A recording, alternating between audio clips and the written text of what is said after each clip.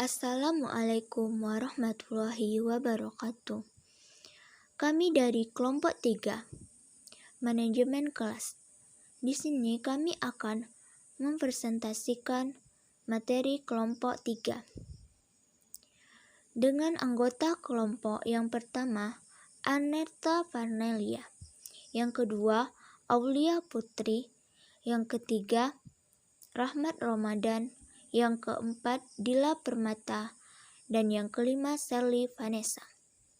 Dengan dosen pengampu, Bapak Ramon Muhandas, SPD MPD. Assalamualaikum warahmatullahi wabarakatuh. Perkenalkan, nama saya Anerta Farnelia dari kelompok 3. Baiklah, di sini saya akan menjelaskan tentang pendekatan buku masak. Pendekatan buku masak merupakan sebuah pendekatan dalam manajemen kelas.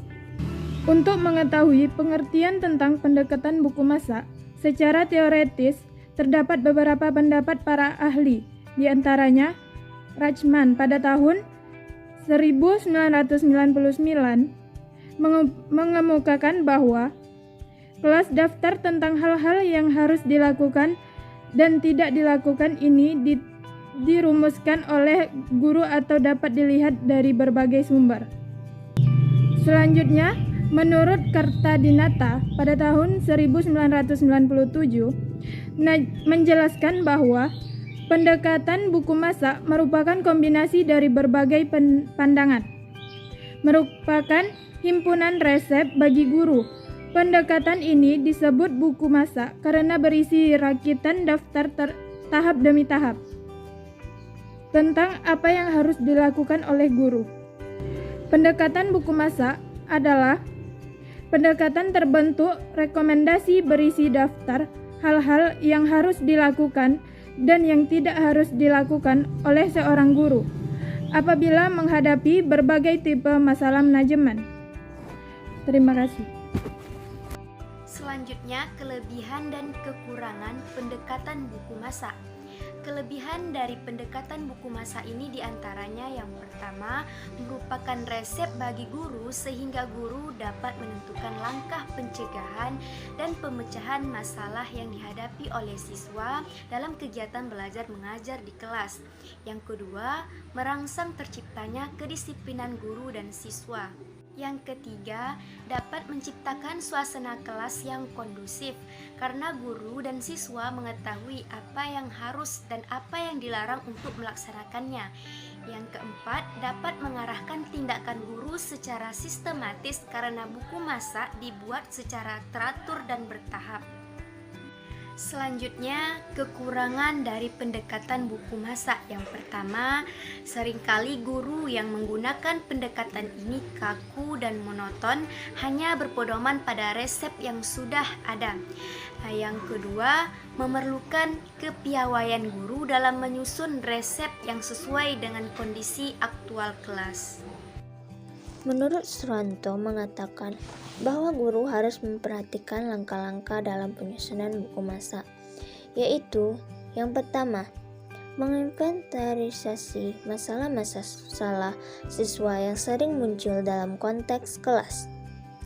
Yang kedua, guru membuat catatan dan mempelajari tindakan yang pernah dan yang sering dilakukan pada saat menghadapi masalah di kelas, serta dampaknya terhadap siswa. Yang ketiga, guru merumuskan resep tindakan yang efektif yang harus dilakukan serta resep tindakan yang perlu dihindari baik oleh guru maupun siswa. Yang keempat, mempersiapkan segala sesuatu yang diperlukan untuk melakukan resep dan tindakan termasuk fasilitas yang mendukung. Yang kelima, mensosialisasikan resep buku masak kepada siswa. Dalam hal ini, guru harus terbuka, mendengarkan dan menampung masukan dan saran dari siswa. Yang keenam, langkah pelaksanaan resep buku masak. Pada langkah ini, guru menerapkan daftar tindakan yang telah disusun dalam menanggapi masalah manajemen kelas yang muncul. Yang ketujuh, merefleksikan pelaksanaan buku masak. Baiklah, di sini saya akan menjelaskan mengenai materi pendekatan instruksional. Pendekatan instruksional adalah pendekatan yang mendasarkan kepada pendirian bahwa pengajaran yang dirancang dan dilaksanakan dengan cermat akan mencegah timbulnya sebagian besar manajerial kelas. Pendekatan ini berpendapat bahwa manajerial yang efektif adalah hasil perencanaan pengajaran yang tertutup. Dengan demikian, peranan guru adalah merencanakan dengan teliti pelajaran yang baik, kegiatan belajar yang disesuaikan dengan kebutuhan dan kemampuan setiap peserta didik. Dan juga para pengembang pendekatan instruksional menyarankan guru dalam mengembangkan strategi manajemen kelas memperhatikan beberapa hal. Yang pertama, menyampaikan kurikulum dan pembelajaran menarik, relevan dan sesuai. Yang kedua, menerapkan kegiatan yang efektif. Yang ketiga, menyediakan daftar kegiatan rutin kelas. Yang keempat, seperti memberikan pengarahan yang jelas. Yang kelima, menggunakan dorongan yang bermakna.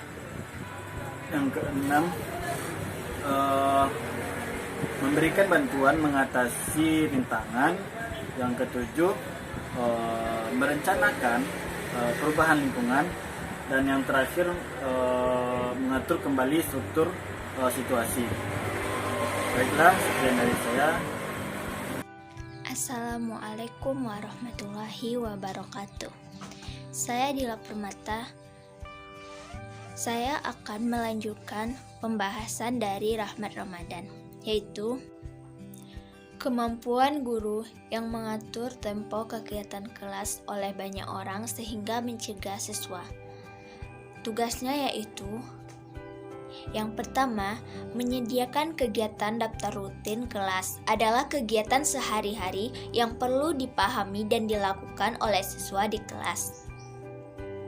Informasi kegiatan ini disampaikan oleh guru kepada siswa pada awal pertemuan di kelas. Yang kedua, memberikan pengarahan yang jelas adalah kegiatan mengkomunikasikan harapan-harapan yang diinginkan oleh guru. Misalnya, melalui instruksi yang jelas, sederhana, ringkas, sistematis, dan tepat sasaran. Yang ketiga, menggunakan dorongan yang bermakna suatu proses yang dimana guru berusaha menunjukkan minat yang sungguh-sungguh terhadap perilaku siswa yang menunjukkan tanda-tanda kebosanan dan keresahan. Yang keempat, memberikan bantuan mengatasi rintangan adalah bentuk pertolongan yang diberikan oleh guru untuk membantu siswa menghadapi persoalan yang mematahkan semangat pada mereka. Assalamualaikum warahmatullahi wabarakatuh. Perkenalkan, nama saya Serli Vanessa dari kelas 2B Pendidikan Geografi. Saya akan menjelaskan materi selanjutnya. Yaitu tentang pendekatan proses kerja kelompok. Keberhasilan proses belajar mengajar memerlukan pengelolaan kelas yang baik, dan sebagai pengelola kelas, guru merupakan sosok yang memiliki peran strategis atau peran yang sangat penting di dalam kelas tersebut. Karena guru merupakan perencana kegiatan yang ada di dalam kelas tersebut. Dapat mengimplementasikan kegiatan yang direncanakan, tentu saja seorang guru menentukan alternatif sebagai solusi dari berbagai hambatan dan tantangan yang muncul. Satu pendekatan yang bisa digunakan untuk pengelolaan kelas yaitu pendekatan proses kerja kelompok. Tujuan untuk meningkatkan memelihara kelompok agar kelas tetap aktif dan produktif dalam proses belajar dan mengajar. Oleh karena itu, guru perlu memahami prinsip-prinsip pengolahan kelas, yaitu yang pertama, bersikap hangat dan antusias. Yang kedua, perlu adanya tantangan. Yang ketiga, mampu bersikap luwes. Yang keempat, penekanan pada hal positif. Yang kelima, penanaman disiplin diri. Yang keenam, mengelola siswa. Dan yang ketujuh, mengelola proses belajar. Baiklah, demikianlah presentasi dari kelompok kami. Lebih dan kurang kami mohon maaf. Wassalamualaikum warahmatullahi wabarakatuh.